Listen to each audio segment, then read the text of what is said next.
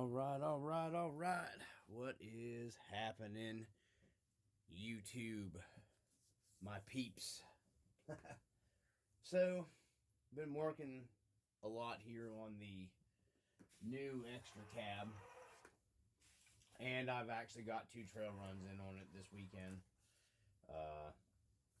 After setting it up how I wanted it, I'm going to go over some things with this and what my setup is on it. Maybe somebody else might be interested in that. So, I just kind of went with a simple thing. Just, like a simple semi-lifted, off-road rig you would see maybe back in like, 80s, mid 80s. I went with the SSD slot wheels and the TSLs. Like I said in the last video, I just kind of wanted to do this as a final. It's pretty much done, and just go over what I did with it here with you guys. I'm not really doing anything else to it. It's pretty much set up.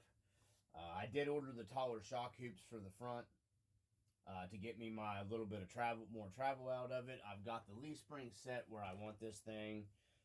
We're getting pretty much a 3-tire stack flex out of this thing right now. That's all stock RC 4-wheel drive stuff. No fancy leaf springs, no chino, no O-rings, no. It's just got the 90mm shocks in the back and the factory 70s and the factory shock hoops in the front.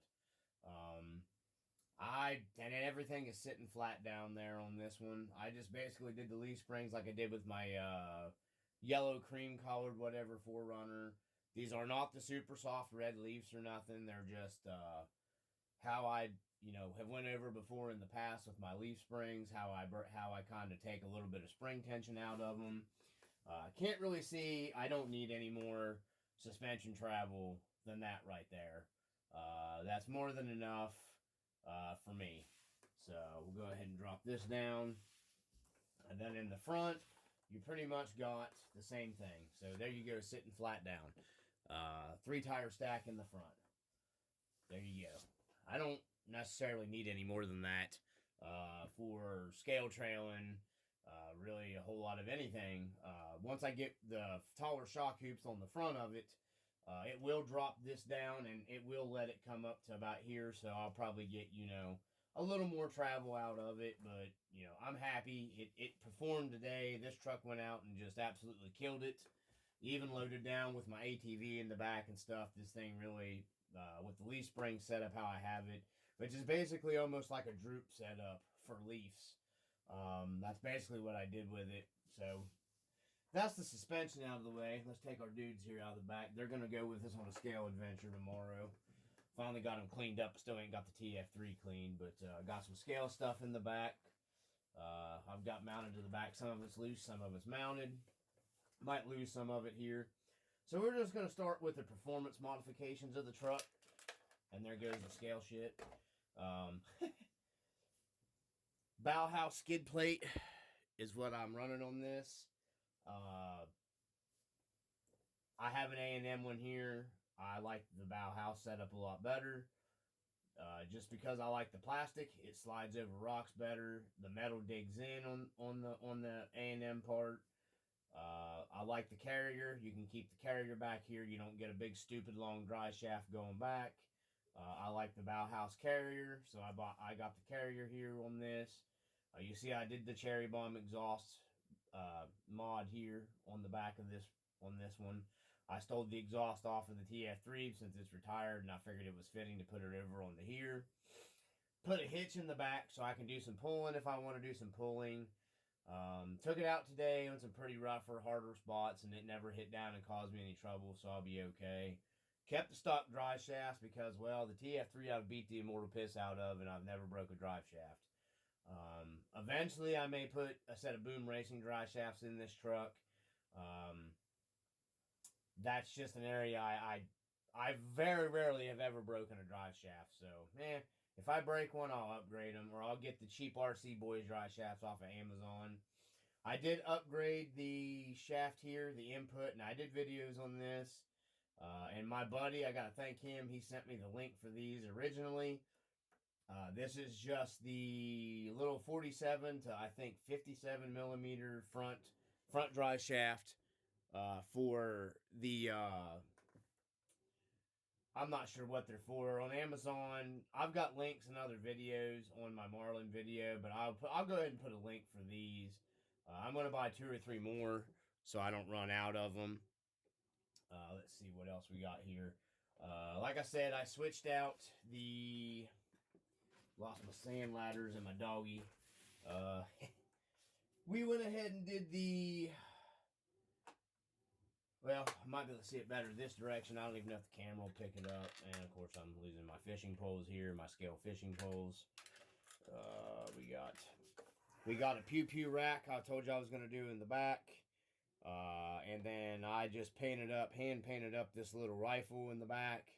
Or, I'm sorry, a pew-pew rifle. Yeah, I just painted that up like I make on my wood grain. I don't know if the camera will pick it up very good or not, but there it is. We got the... I did the interior up, dark chocolate brown accents on the inside of it, like you might see in a Toyota this year. I got the scale CB antenna in there. We got the CB and we got the scale CB in there with the magnetic little hookup on it here, where you can pull that out and put it in somebody's hand if you want. I still need to finish a little bit of detailing up on the door panels to match the chocolate brown looking colored interior on the accents that I did. I don't know if the camera will pick it up real well or not, guys. I don't know. I'm trying to get up in there. Got my signature dice shift knobs. I started doing them years ago. I did them a long time ago, and I actually made shifter boots.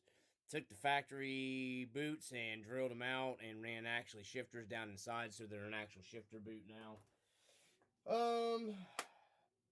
This is going to be the crew for this truck that'll stay in this truck. They're the ones that's going to be in it all the time. I just kind of outfitted it. Like I said, I think I had that video before. The Peterson's Off-Road Magazine's got the 87. Even though the 87s they had independent front suspension. It is what it is. I don't really give a crap about that. I'm not that picky and cry about that kind of stuff. Let's see. Performance modifications. I still need to get the aluminum bumper mount here for this. I need to figure out a way to try to drill this and set me up a winch. I want to put a winch on the front of this. I got to figure that out still.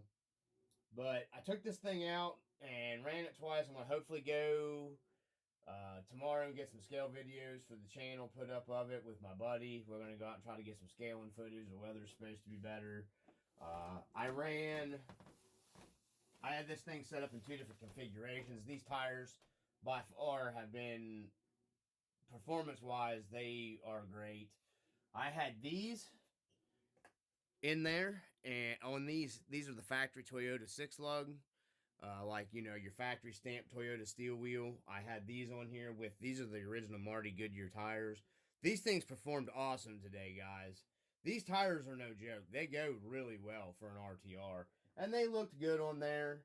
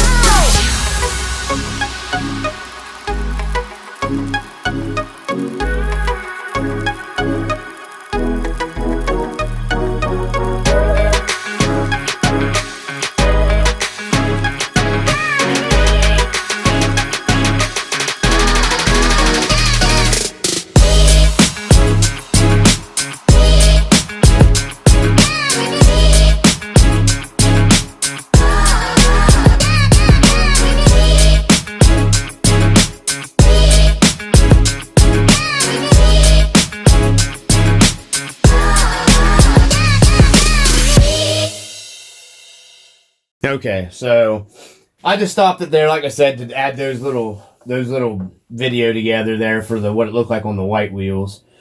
And then I'll add there'll be a montage of the flex suspension travel as I was working on it, kind of working the leafs in.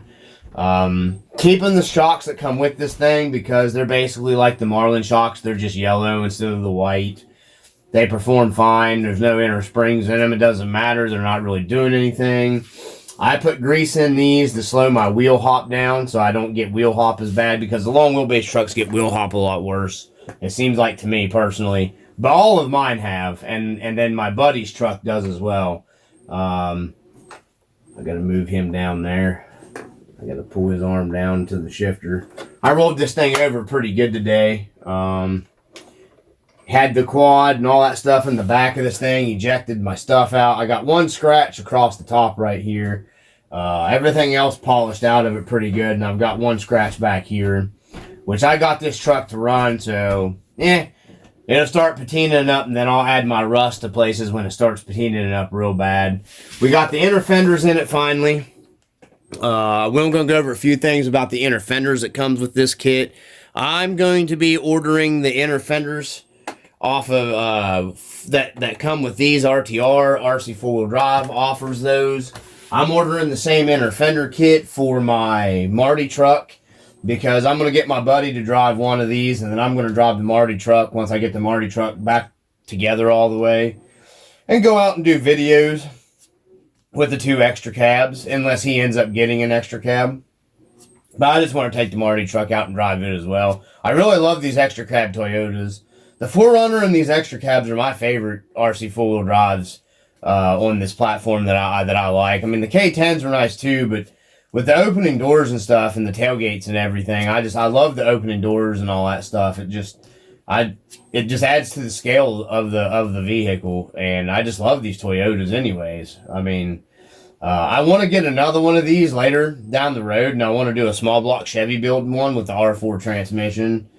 That'll be I'm definitely going to do that, but I kind of want to use the red, if I can get my hands on a really nice, the red one that they did of these, and then do the build using it. I just really like those, so either that or I'm going to get the red 4Runner and do that build on it, but we'll see down the road. I don't know what'll happen, but, because I've got a bunch of other builds we got to get on. My K10 sitting over here I got to get on to, and I have my YJ here that we need to get on to, so, yeah, we got this thing. I got some scale stuff in here. We're going to go out scaling tomorrow. Hopefully make you guys some cool videos.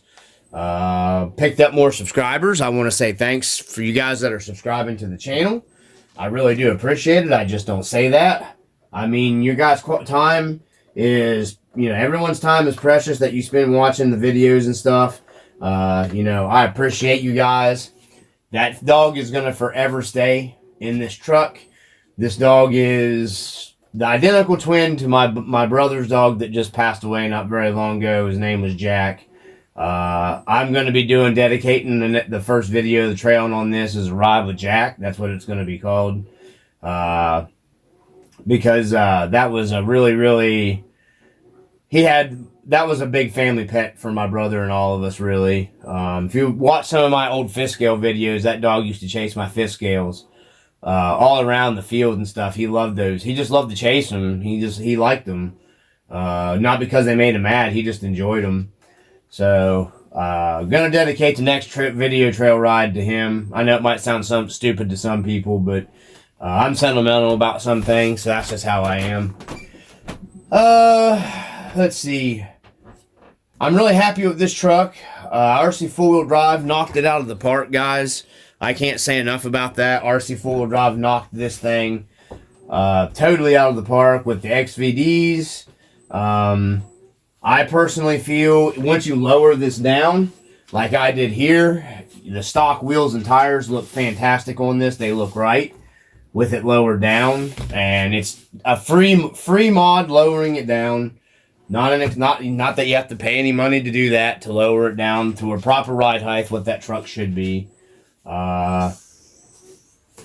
So what else can I say here? She's pretty much all done. I didn't do carpet in this thing because it's going to get in mud and all that, and I want to be able to hose it out. And I didn't want the carpet getting all wet and nasty, so I just did the detail painting on the interior. Like I said, I don't know how well the camera picked it up. I'll add some photo montages of everything in between me talking here, and I don't want to go much longer. I did do the pin mod to take the body on and off with. You don't got to worry about it being any kind of loose or anything because these fit so tight. The 4Runner and the Xtra cab fit so tight down. You have to push them to lock them in, so it isn't going anywhere at all. If you roll this, you can roll this thing down. It's going to break in a million pieces before it comes off the chassis. I don't do the grub screws because the grub screws eat into your plastic body. And I have the video on there if you guys go back and you watch it. I don't have one laying here, but I use the Traxxas T-Max body mount post pins that are stainless and they're smooth. And that way they're not cutting into your body, sawing through your plastic on your body that way. They don't wear holes bigger or anything like that in your hard body. So my buddy's mounting his that way. He's mounted his that way for a long time. Now I finally, it's a lot easier getting your body on and off. I call it the lazy man mod. It's not to be disrespectful or make anybody mad. I just make a joke about it. My TF3's mounted that way. This one, the only ones that I don't recommend mounting that way is the Chevy Blazer. My Blazer won't mount down that way very well. It moves around still a little bit too much, so I still use the screw down method on the Blazer and my K10 cab. Let's see, what else can we get into? I think that's pretty much it, guys. I am super elated and happy, but you can see the droop out that you get with this truck right there. It's got a good droop out. Picking it up, set the weight down on it, and there's no battery in it right now. It will droop down farther with the battery in it. I just really like this. You know, all I did was just flex my leaf springs out, flatten them out a little bit, and take some of the spring tension out of them. Still running the helper. The big helper front and back, just like it come out of the box. Didn't cause any more axle wrap or anything like this. I beat this thing on 3S with an 1800 kV motor in it, which in my opinion is not really overkill really with stock pinion gear, but it's got plenty of rip. This thing will haul a double S if you want it to for a trail truck. It will go with that 1800 in it and a 3S pack.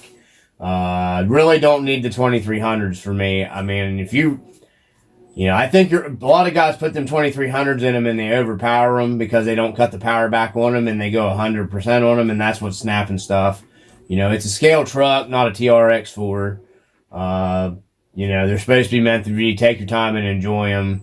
You know, you can see where I sent the TF3 off the sweet jump in that one video there, and it took it like a champ, no problems at all with dog bone axles in the front. So, I want to say one more thing before we get off here, though. The hardware I noticed in this new RC 4-wheel drive, I don't know what RC 4-wheel drive has done. The hardware seems better. The casting on the axle housings seemed better to me. The finish, how everything didn't have play in it, seemed way better to me. And I'm just not saying that because I like RC 4-wheel drive. I'm just saying in general, it seemed like there was less play in like the gear differentials. Everything was really butter. This thing is like smooth. Like, I mean, it just rolls. Like, I mean, it's butter. It's super, but like just a super smooth truck. I was really, really super impressed, with how all of the differentials and stuff just seemed better in this model. I don't know if it's something they did just for this truck or if they've changed their product. I don't know, or a different company is casting their stuff. I don't know.